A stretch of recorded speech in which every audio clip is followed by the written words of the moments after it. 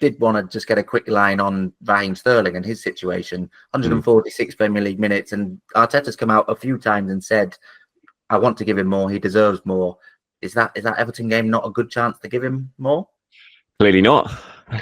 Clearly not. I mean, the amount of there's been probably about 4 or 5 games now this season where Arsenal desperately needed a goal in a match situation, and Raheem Sterling's been on the bench and he's not come on. And I just think that says it all. You know, as much as Mikel can sit there and say, "I want to give him more minutes," and everything in his press conferences, and he might well get more minutes this week in the Carabao Cup game, but when you need a goal and you've got a player who you signed in, and the only attacker you signed in the summer, and you've got him on the bench, and you don't bring him on in any of these games, it just shows you don't trust him. You don't trust he can produce what you need him to produce in those moments to get you a goal or to keep the shape or whatever it is. And I don't know what it is, but clearly what he's seen from Sterling since Arsenal signed him has not been enough for him to trust him to give him minutes in key moments. And again, it just makes you look back at the summer transfer window and just think Arsenal, they left themselves light in the attacking department, and the one player they signed in attack they don't even use, and are showing no signs of using him in big games in key moments. And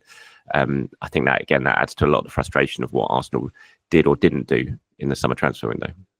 Yeah, I remember it seeming like a strange transfer when it happened, and a bit uncharacteristic. I didn't expect Arsenal to move for someone like Sterling. Is there any push from fans to see more of him, or is Ranieri really dominating that conversation? I think Ranieri's dominating that conversation. I don't really think there's much push from fans, because when Sterling's been on the pitch, he hasn't exactly done enough to think, yeah, he's going to make a big impact here. I mean, it was a panic buy, really, wasn't it? There's no doubt about it.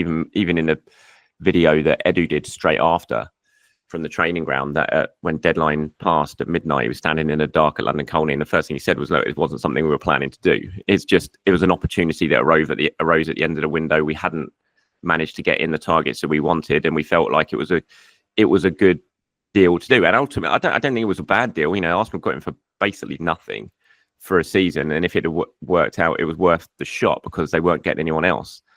But it hasn't worked out. So there's still 6 months to go. Maybe he'll turn things around, but it's not looking like it will do. But there's no doubt that, yeah, the way that that's panned out, and the fact they didn't do anything else in their attack in the summer window, they've definitely left themselves short in a window when you've let out Nketiah, Smith Rowe, Fabio Vieira, you know, players like that who, although they weren't regular starters, they played a lot of minutes between them, and they've gone, and you've not replaced them with anyone that you're using in attack.